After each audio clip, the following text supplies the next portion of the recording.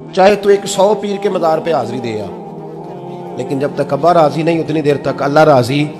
یہ حدیث پاک ہے، حضور نے فرمایا جس کے والد راضی اس کا اللہ راضی، اور جس کا باپ ناراض اس کا اللہ۔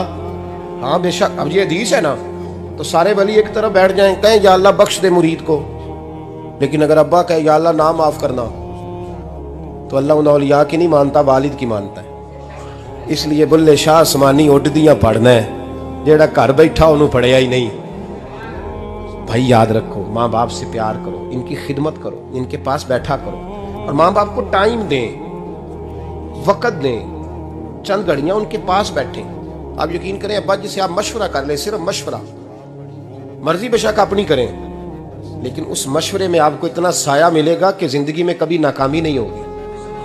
اور اسی سجن دی مننی ابے دی نہیں مننی، اور پھٹے پہ جو نلائق ہماری طرح کا بیٹھا ہے اس سے مشورہ لینا ہے، والد سے نہیں لینا۔